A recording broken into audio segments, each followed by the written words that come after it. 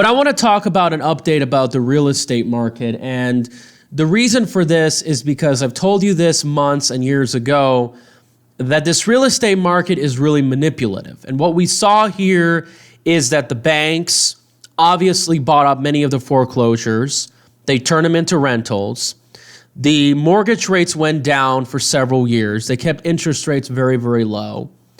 And more importantly, what of course caused this manipulative jump up in prices were the foreign buyers. Then again, you also have to understand that the real estate market across the country is different. So in other words, if you're looking at California, New York, if you're looking at Texas, you have to understand that states like California have growth restrictions outward and upward. They have Prop 13. Not to mention that this country has been having a housing shortage, as a lot of people claim, because of you've got the permitting. Not to mention you've got a lack of competition. The number of builders have come down. But then again, you've also got the shortage of labor. And the last housing downturn, we saw a lot of people who were involved in construction leave the industry. And now, because we have all these young people going to school and universities, they haven't learned the skilled trades that's very necessary. Although we may expect that 3D printers could change the game, but that's totally different topic. But I want to talk about what's happening right now with the foreign buyers. Foreign buyers are fleeing the U.S. housing market, led by the Chinese and the British. So how did this happen? Well, as you know, thanks to our disgusting trade policies, a lot of those dollars have been flooding the pockets of the Chinese. And when they get those dollars, they buy up our assets, or I don't know if you want to call real estate an asset, but that has resulted in a lot of excess speculation in a lot of markets across the country, especially California, whether it's the Silicon Valley or Orange County, particularly Irvine, California, or maybe even here in Las Vegas.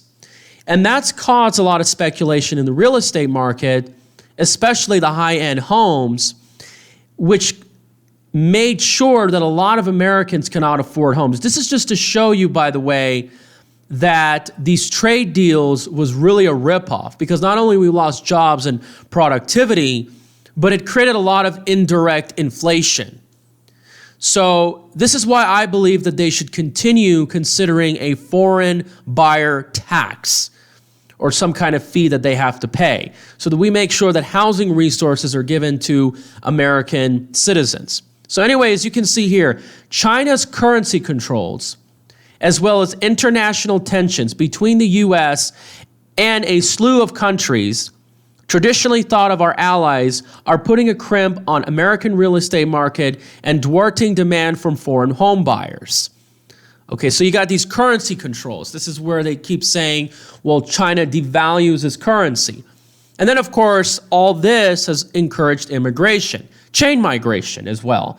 And that, of course, increases demand for housing while we don't have a good housing policy, and that drives prices up. This is one of the reasons why I believe America needs to reduce the number of yearly green cards to make sure that we put American needs first. Purchases by Chinese people, the biggest share of foreign buyers, obviously, plummeted 56% in the 12 months ended in March, while British home prices have tumbled 48%. Now, I also think some of this has to do with the fact that they're probably starting to smell the idea that when those mortgage rates went up last year, that the housing market is going to tank. According to the report of National Association of Realtors, and by the way, I do not trust them. I do not believe in them at all. The Chinese people bought $13.4 billion of American real estate in the 12 months ended in March, compared to $30.4 billion. That is a lot. Wow. It's a very large part. Canadians, the next group of foreign buyers, purchased $8 billion of home, which is down. And the UK was at number 4. Number 3 was India. And you can see even Mexico has declined. So you can see here all these new I guess this geopolitical aspects is having an impact. Measuring the foreign purchase, the total dollar value plummeted 36%. And foreign buyers paid a median price of $280,000. So yes, it is high-end homes, but it's also variety of types, because $280,000 isn't a lot of money. In fact, that is the median price of homes here in Las Vegas. The ranking of these states got this biggest share of foreign buyers in the same for the past years.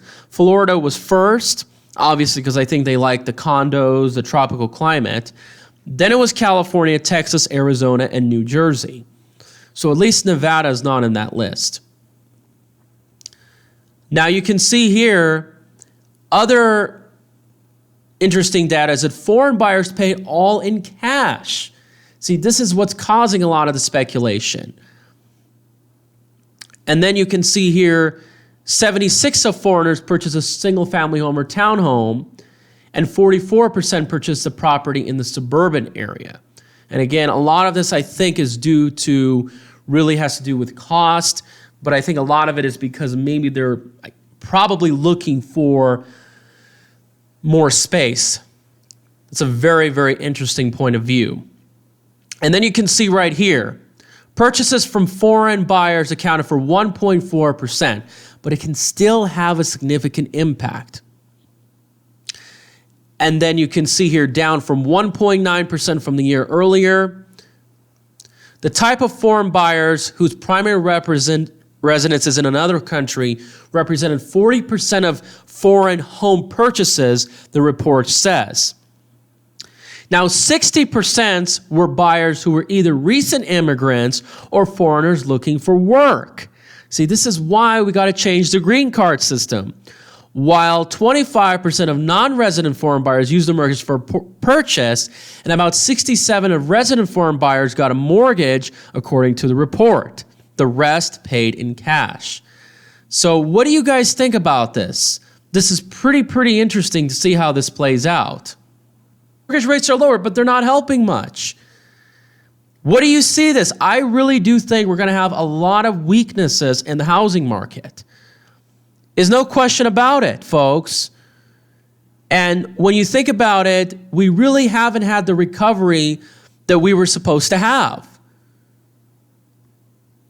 We had a manufactured pump up, and I really think that a downturn in the economy is really going to be good for our society, because we need prices to come down. We need the politicians to learn a lesson. We need to stop this manipulation, and we need to really come together and fight for a real recovery.